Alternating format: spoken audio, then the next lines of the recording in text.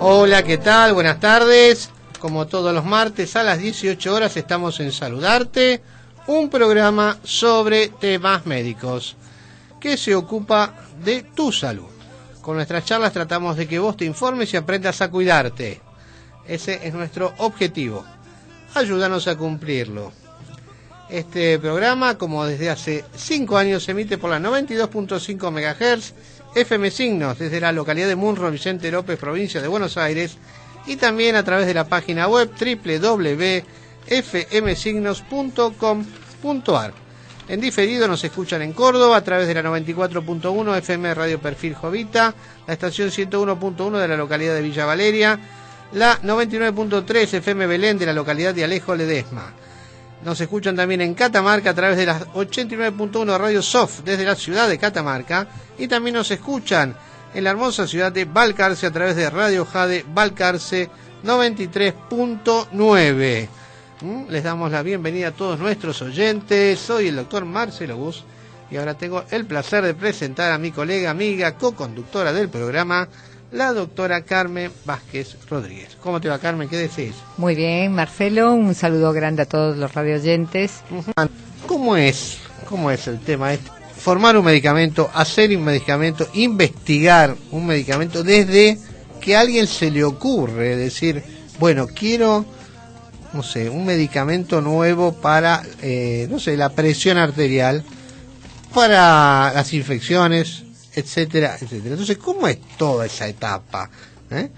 Y para eso tenemos un invitado de lujo, que es el doctor Jorge Archi Leni, que es director de investigación a cargo de la empresa AxisMed, que es una empresa de investigación médica, que tiene una larga trayectoria acá en Argentina. Ahora nos va a hablar un poquito también de su empresa. Con él vamos a charlar justamente de eso porque él es un especialista. Así que, Archi, un placer tenerte con nosotros. Gracias por la invitación. Hubo una primera invitación que justo estaba de viaje y hubo una confusión con las fechas, pero bueno, es un gusto haber podido acercarme hasta la radio para conversar con ustedes. A ver, a algunos se le ocurre una idea. Dice, quiero un medicamento para la presión que lo pueda tomar una vez por mes. ¿Cómo empieza? Desde la idea hasta que ese medicamento, tal vez o no, llega a la farmacia. Bueno, es un proceso realmente largo y muy costoso. Un medicamento puede llegar a tardar entre 7 y 10 años desde que comienza en lo que se llama fase 0 o fase de laboratorio, donde se empieza a investigar una molécula para ver si esa molécula es útil para bloquear un receptor o para estimular un receptor o lo que sea para obtener un efecto farmacológico deseado, hasta que llega a la farmacia.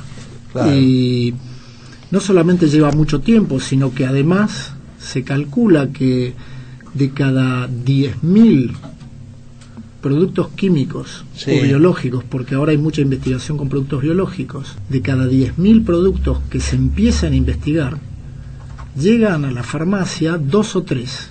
Impresionante. Y de esos, 1 o 2 realmente son medicamentos de esos que uno dice, medicamentos que van a cambiar algo. Claro, muchos otros son lo que se llama Me Too, que son yo también, o sea, algo que hace algo similar a algo que ya estaba. Claro. Pero realmente lo que son medicamentos que cambian la cosa son pocos y lleva mucho tiempo. Son casi 10 años. Ahora se acortó un poquito el tiempo y entre 300 y 500 $1.000 millones de inversión para que un producto llegue a la farmacia.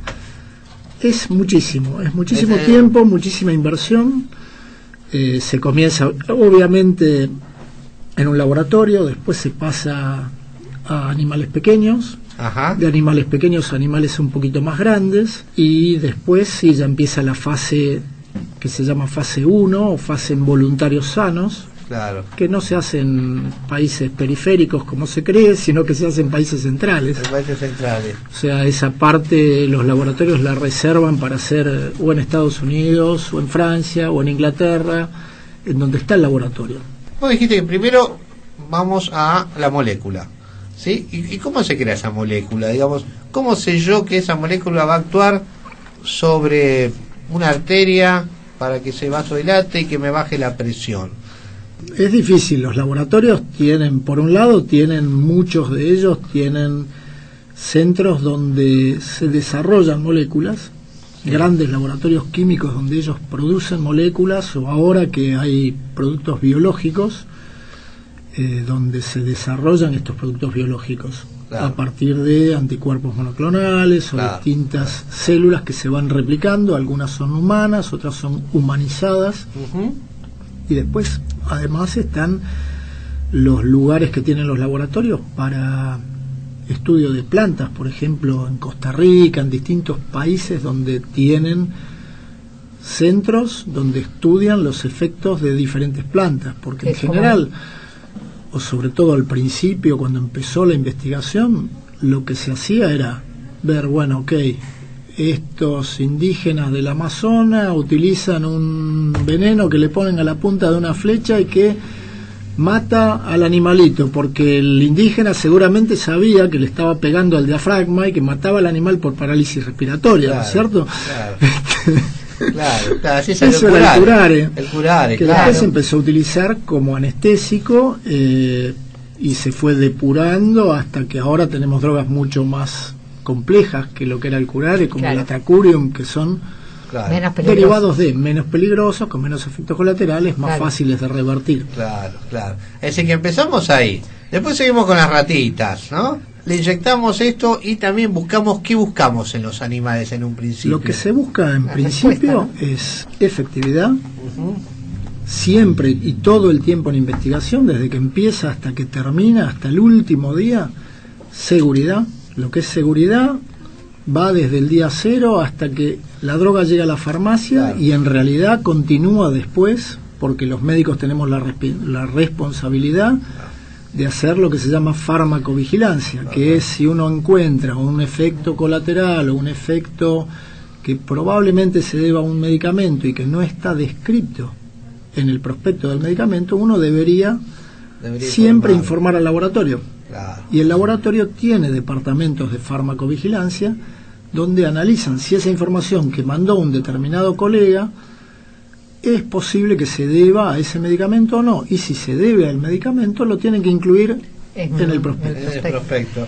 Eso está bueno. Es decir, a ver, llegamos a la etapa animalitos. Si vemos que en el animalito no pasa nada, o tiene un efecto adverso, o se muere, ahí se terminó la investigación.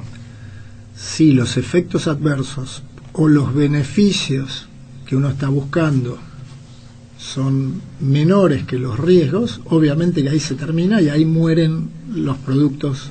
Por eso es que ahí, en ese primer año y medio, donde se hace la parte de laboratorio y la parte de experimentación animal, es donde se caen las primeras de 10.000, las primeras 5.000 o 6.000 moléculas se filtran ahí.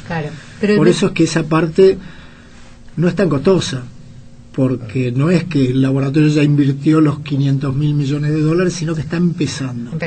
Pero el metabolismo de una rata no es igual al de una persona. No. ¿Y por qué nos fiamos siempre de que lo que le va a dañar a él, a lo mejor no nos daña a nosotros, ¿o sí? Sí, pero si yo hago un experimento y de cada 10 ratitas que pruebo el medicamento, o cada 10 conejos o chanchos o lo que sea, 9 desarrollan cáncer, obviamente, un efecto colateral muy grave, o se quedan ciegos, no lo vas a probar. No se va a seguir probando, nunca va a llegar a ser probado en humanos. Obvio, no me refería a algo tan grave. Claro. Pasamos los animalitos, quedaron bien sanitos, vivos, y pasamos a la faz de los seres humanos. ¿Cómo empieza esto? ¿Cómo buscamos voluntarios? Se buscan voluntarios sanos en grupos muy pequeños. Se les explica de qué se trata. En general esos estudios se pagan al paciente o a la persona que va. ¿Cobra a la gente? En general cobran por hacer eso. No se cobra una fortuna, porque tampoco tiene que ser algo que sea visto como que el laboratorio está de alguna forma induciendo a la persona que lo haga por dinero, sino que se cobra por el riesgo de participar, nada más que por eso, y por las horas que el paciente o los días que el paciente va a estar sometido a 30 millones de pinchazos, porque esos estudios son los que, además de ver la parte de seguridad que se va viendo siempre, se ve cómo se absorbe, cómo se metaboliza y cómo se excreta. Entonces hay que tomar muestras de saliva, de sangre, de orina, de todo lo que se les ocurra. El paciente está conectado con un montón de cablecitos por todos lados durante por ahí todo un fin de semana, y donde se ve lo que se llama farmacocinética y farmacodinámica, que es básicamente eso: es absorción, metabolismo, excreción. Se empieza a ver rango de dosis en personas, o sea, cuál es la dosis más efectiva. No son los estudios finales de rango de dosis, pero sí se empieza a evaluar si van a ser 100 miligramos o 50 o 1. Claro. Ahora, el tema es así: al principio tenemos pacientes sanos, es decir, que no... Voluntarios sanos. Son voluntarios sanos. Nosotros queremos probar una droga contra la hipertensión. Son sanos, así que con ellos lo único que vamos a probar es si tienen algún efecto adverso. Lo que se está viendo es cómo se absorbe, cómo se elimina y cómo se excreta. Claro. Y obviamente se van viendo algunos efectos que va produciendo la droga, pero básicamente quieren saber cómo es el metabolismo. Claro, exactamente. Entonces, primera etapa, voluntarios sanos, a ver qué pasa con el fármaco, a ver qué pasa, por dónde pasa la droga, si afecta el hígado, los riñones, o aparece alguna otra cosa. Y después, ¿a dónde pasamos? A partir de allí se empieza lo que se llama fase 2, que la fase 2 es en grupos muy pequeños. Se divide en dos grupos, fase 2A y fase 2B, donde son grupos muy pequeños de pacientes ya con determinada patología, donde ya ahí se empieza a utilizar no solamente la dosis también, ¿no? Personas de los países centrales, sino que se empiezan a hacer estudios ya donde se incluyen otros países. Por ahí participa Estados Unidos, algunos países de Europa, algunos de Latinoamérica, algunos de Asia, para tener distintas razas y empezar a ver qué ocurre con distintos tipos de razas en esos medicamentos. Se continúa haciendo estudios de seguridad y básicamente son estudios de los fase 2A de rango de dosis. Ver cuál es la dosis más efectiva. Eso se hace con ya pacientes con la enfermedad. Pacientes en grupos pequeños. Fase 2A son estudios de 80, 100, 200 pacientes en todo el mundo como mucho. La fase 2B por ahí son grupos de 500 pacientes, 600. Fase 2B en Argentina ya se hace bastante. Fase 2A un poquito menos. Fase 1 casi nada, muy poco. Muy poco. Y después sí, ya viene la fase 3, que es la fase final, donde ya el medicamento fue probado en un grupito de pacientes bastante razonable y donde ahí se desarrollan todos los estudios que comparan el medicamento con los que ya existen, porque yo tampoco puedo sacar un tratamiento nuevo para la presión si los que hay son mejores. Claro, comparar con los que están. Entonces, uno siempre tiene que comparar lo que existe contra el mejor tratamiento disponible. En el caso de patologías que si uno no las trata pueden provocar un daño grave o permanente en el paciente o incluso la muerte, los estudios tienen que ser hechos contra el mejor tratamiento disponible. Por ejemplo, para el colesterol, yo no puedo no darle estatinas a un paciente, porque la estatina provoca en dosis máximas o submáximas, baja el riesgo de sufrir un evento cardiovascular mayor o de morirse por causa cardíaca hasta en un 34%. Entonces yo no puedo no darle la estatina, pero sí puedo hacer un estudio en el cual le doy la estatina a todos y por sobre la estatina a un grupo le agrego el medicamento nuevo y al otro siempre hay un grupito pequeño que recibe placebo.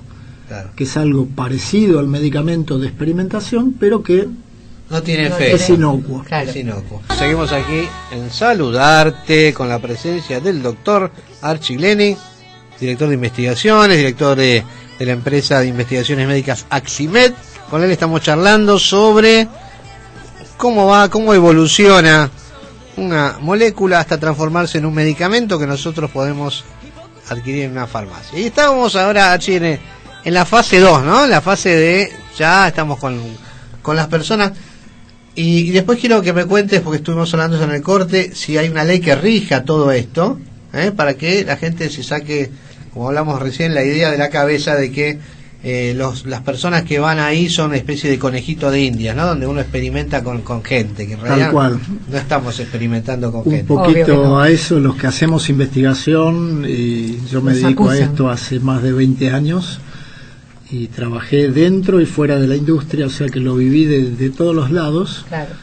Y hay mucho preconcepto con respecto a eso, y si hay algo que está muy regulado o extremadamente regulado en el planeta es la investigación clínica. Claro.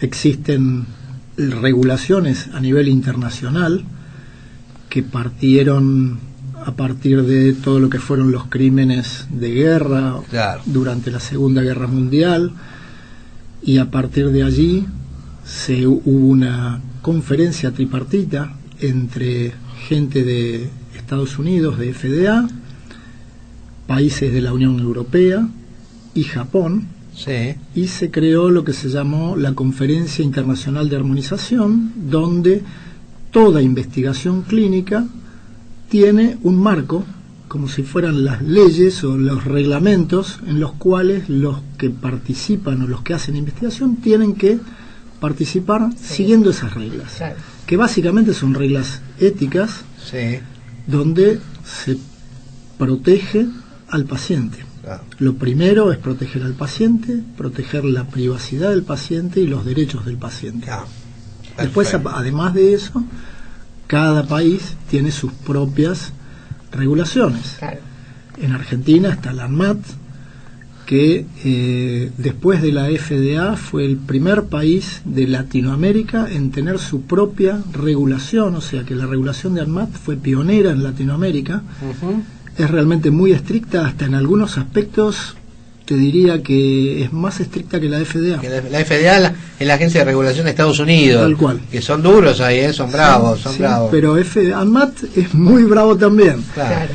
El problema que teníamos en Argentina es que durante muchos años se tardaba mucho en aprobar un estudio clínico y a veces nos quedábamos afuera de participar porque otros países comenzaban antes y lo empezaban. Juntaban todos los pacientes, claro, antes que nosotros podamos empezar. Ahora, afortunadamente, hace unos poquitos meses salió una ley nueva que acortó los tiempos de aprobación de estudios, sin con eso hacer ninguna merma en la que no haya calidad riesgo, claro, o en la rigurosidad con la cual se evalúan los estudios. Eso sigue siendo extremadamente riguroso, pero donde nos acomodó un poquito para que podamos participar en más estudios. Claro. Participar en más estudios significa ofrecerle a los pacientes más chances de nuevos tratamientos, que a veces son tratamientos que no los van a tener disponibles o no los van a tener disponibles durante mucho tiempo. Claro. Y la otra cosa extremadamente importante también es que uno, cuando hace investigación, está tan regulado y tiene que mirar tantas cosas que los pacientes están, inclusive hasta los que les tocó placebo, mejoran. Es impresionante, pero es así, porque uno cuida tanto todo. Entiendo. Y tiene que al hipertenso decirle tantas cosas y recomendarle más, tanto, claro, y se cuida más. Y más allá de eso, yo en una mañana no veo más de 3 o 4 pacientes. Claro. Cada paciente le dedico 40 minutos, 1 hora. Entonces los pacientes se sorprenden porque uno no pasa un rato largo con él. Claro, no están acostumbrados a eso. Es cierto. Ajá. Bueno, interesante esto, para que la gente se sienta segura, la gente, los voluntarios que vayan, sientan seguros que esto va a estar regulado, va a estar cuidado, nadie los va a tratar como animalitos, como ratitas, sino como seres, como personas. Eso es importante que la gente lo entienda. A ver, estábamos fase 2, sí, ya estamos probando el medicamento en personas con esa enfermedad, lo hemos comparado con otros medicamentos similares, a ver cuáles son mejores. Claro. Ahora, llegamos a la conclusión de que es mejor. No, después viene la fase 3. Ah, bueno, la fase 3. Que es la fase final. La fase final o fase 3 ya son grupos muy grandes de pacientes. Sí. Ya son estudios donde hay entre 3 y 10.000 pacientes, o a veces más, multicéntricos, donde hay muchos centros de investigación en cada país, y esa es, digamos, lo que termina definiendo. Si llegaron 3, 4 moléculas a fase 3, de esas 3 o 4, generalmente 1 o 2 terminan llegando a la farmacia.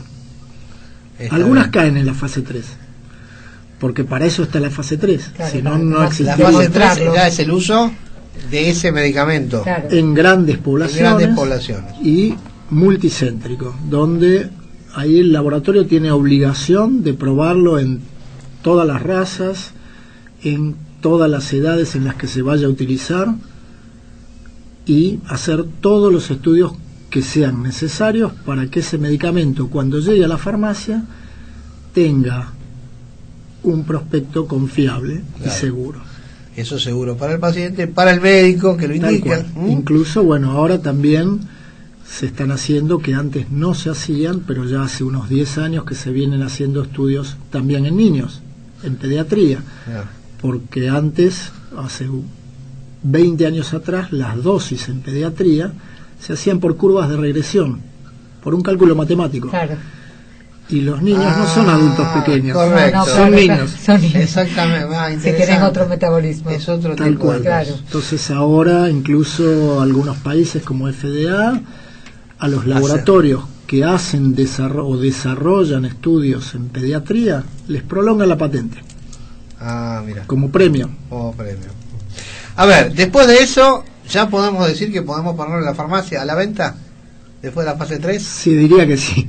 Ya diría que sí. Tal cual. Bueno, no, eso también explica, y yo con esto no voy a defender a los laboratorios, pero sí lo explico, que los medicamentos nuevos en general tienen un costo muy alto, ¿no? Y eso se explica porque el desarrollo, evidentemente, por todo lo que nos estás contando, debe ser, aparte de trabajoso, costoso. Eso, pero con el tiempo veo que sí, van bajando, ¿no? Como todo producto comercial. Entonces llega a la farmacia y después nos contabas que también hay que hacer una investigación después, es decir, la clínica, es decir, los efectos adversos que uno no espera, que a lo mejor no estaban descritos en el prospecto, ¿no es así? También eso. Tal cual. Después, bueno, viene la fase de farmacovigilancia, donde ahí es responsabilidad ya de todos los médicos, la farmacovigilancia. ¿Cómo trabaja tu empresa, Axismed, la empresa que está a tu cargo? Bien, bueno, lo que hago yo en mi empresa acá en la calle Ruiz Huidobro y Miller, en el barrio de Saavedra, en el barrio del Polaco Goyeneche, grande Polaco. Trabajo para distintos laboratorios multinacionales que desarrollan moléculas, y donde ellos me piden si tengo grupos de pacientes o poblaciones de pacientes con determinada patología y determinadas características. Entonces, si yo veo que el estudio es ético, que de alguna forma va a beneficiar a los pacientes, porque eso es lo uno, y uno no se tiene que olvidar nunca que es médico. Claro. Primero médico, después investigador. Entonces, lo primero que hay que pensar es si el paciente se va a beneficiar con determinada prueba o no. Está bien. El beneficio va por tratamiento gratuito, porque los tratamientos por ahí no están disponibles. Muchos estudios comparan 2 medicamentos, entonces ahí no hay placebo. Y muchos pacientes que tienen o no tienen acceso a este tipo de medicina, participando de un estudio clínico, llegan a tener medicina de primer mundo, aunque no pertenezcan al primer mundo. ¿Cómo se enteran los pacientes de estas pruebas? Y yo lo que hago es, por un lado, tengo una red de médicos derivadores, una red bastante amplia. Buenísimo. Yo trabajé muchos años fuera de la industria, yo soy médico cardiólogo, y durante 10 años de mi vida trabajé como médico cardiólogo en la Academia Nacional de Medicina, lo que era el Instituto Pombo. Después trabajé dentro de la industria también, así que ahí también conocí más médicos, y cuando empecé a hacer investigación, todo ese grupo de gente que me conocía sabe qué es lo que hago, y cuando se enteran que tengo un medicamento nuevo, me mandan sus pacientes. Buenísimo. Para que los evalúe. También a veces hago reuniones, hago comidas con médicos o reuniones informativas, Y después hay mucho boca a boca también. Boca a boca. Un paciente que estuvo en un estudio clínico y le dice a su vecino, y viene el vecino y quiere participar también porque ve que estás contento, que está mejorando. Te cuidaron. El boca a boca es muy, está muy bien. importante. ¿Y cómo ves, Archie, la investigación en la Argentina? ¿Lo ves bien? ¿Estamos bien posicionados en el mundo? Estamos, sí, muy bien posicionados. Argentina en general, junto con Brasil, son los dos países de Latinoamérica que están mejor posicionados en cuanto a la seriedad y rigurosidad con que se trabaja, y nos buscan mucho. Realmente, dentro de lo que es Latinoamérica, Argentina es uno de los países más buscados. Por cómo se trabaja, por la calidad de los médicos, por la seriedad con la que trabajamos, y porque llevamos muchos años haciendo y mucha seriedad y honestidad. Bueno, ya estamos llegando al final, cómo se nos va el tiempo. Y esto es importante lo que dijiste, porque seguramente si hay algún oyente que nos escucha y tenía la intención que no tenga miedo de decir, bueno, yo me presento, no va a pasar nada, te van a cuidar. Jorge Archie, Lenny, muchísimas gracias por estar con nosotros, ha sido muy claro, nos enseñaste muchas cosas que nosotros contaste, estos pasos de investigación. No los teníamos muy claros. Muy claros, no. Muchas veces hemos hablado de lo mismo, de que por ahí charlamos en un programa de algo, de una droga que está por salir, y decimos, ¿por qué no sale? ¿Por qué tarda tanto? Claro. Ahora sabemos por qué. Ahora sabemos que una droga puede tardar 10 años desde que es molécula hasta que es medicamento en farmacia. Así que muchísimas gracias. Muchas gracias por la invitación y por el rico café también. Correcto. Y bueno, los felicito por el programa, porque realmente es muy importante que haya este tipo de difusión, de programas y de difusión para la gente. Bueno, muchas gracias. Y a gracias por venir. A nuestros oyentes les decimos, como siempre, que nuestro programa al terminar lo grabamos, lo subimos a nuestras páginas de Facebook, la personal, y también a la página del programa, que es Saludarte 92.5. Ahí van a encontrar el programa grabado, lo van a poder escuchar. Y en unos días nuestra productora, Susana Fray Díaz, crea los audiovisuales, ¿no? Que son maravillosos, donde ustedes pueden escuchar la nota central, ¿no? Y esto ya queda para que puedan recomendarlo o volver a escucharlo si es que les interesa. Y por último, nuestro mail, que hoy no lo dimos porque tuvimos tanto trabajo, no lo vimos, que es saludarte2010@gmail.com, por si quieren enviarnos algún mensaje o hacernos sugerencias. ¿Ok? Bueno, listo, no tenemos más tiempo, así que nos vamos a despedir y los invitamos a que nos vuelvan a escuchar el próximo martes a las 18 horas aquí en Saludarte. Muchas gracias. Hasta el martes.